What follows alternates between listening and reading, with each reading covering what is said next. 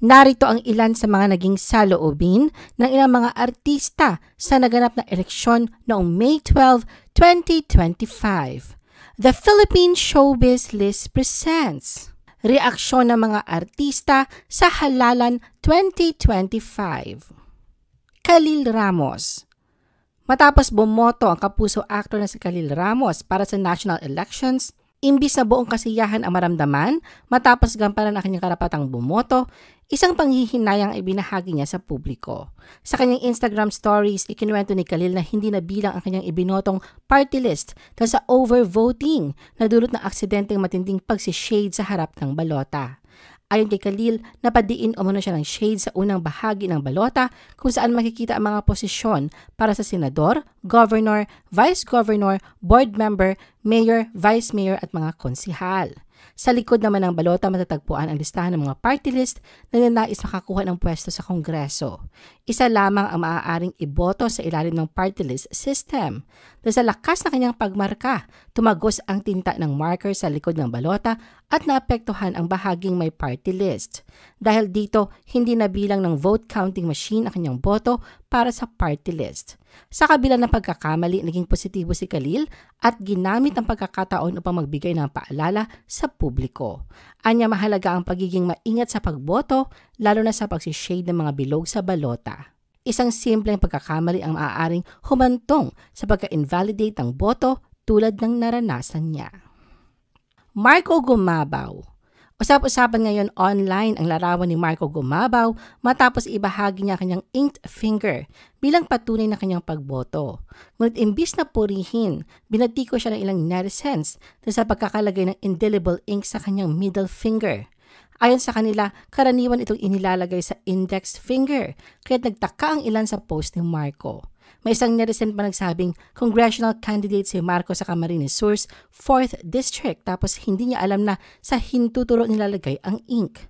Umali ng pamabati ko si Marco sa social media at marami ang nagduda kung siya nga ay dumaan sa tamang proseso ng pagboto. Bagamat wala pang opisyal na sagot mula kay Marco, nanatiling mainit ang diskusyon sa kanyang post.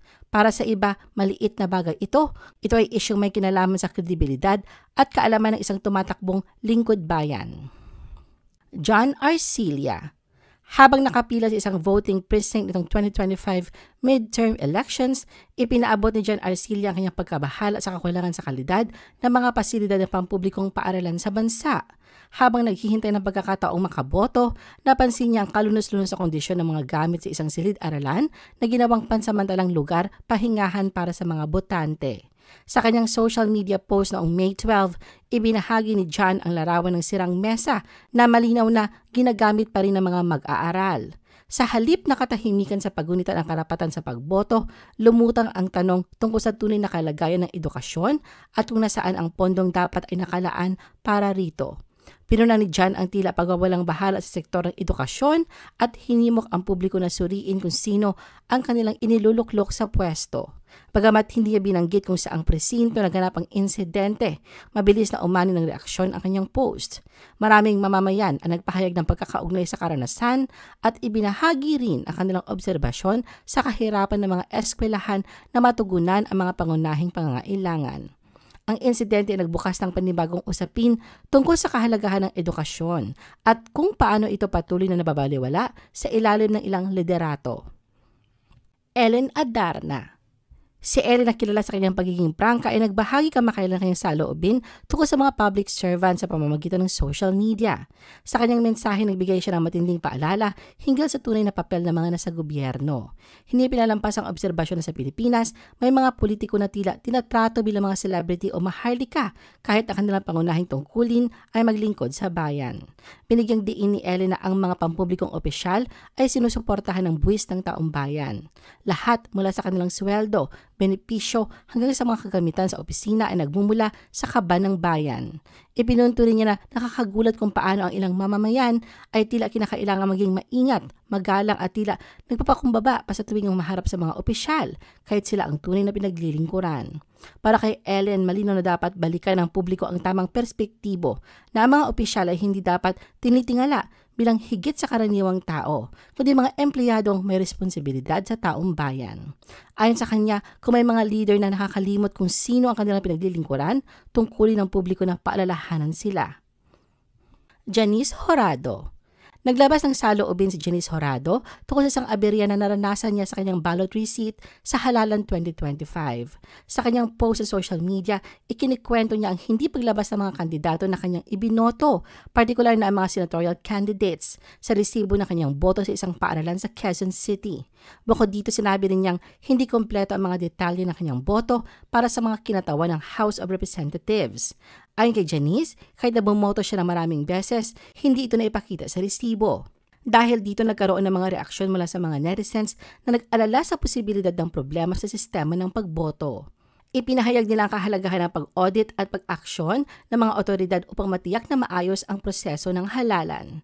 Ang karanasang ito ay hindi tatangi kay Janice lamang dahil pati mga senatorial candidates tulad ni Raul Lambino at Nurse Aline Andamo ay nag-report din ng katulad na issue sa kanilang mga ballot receipt.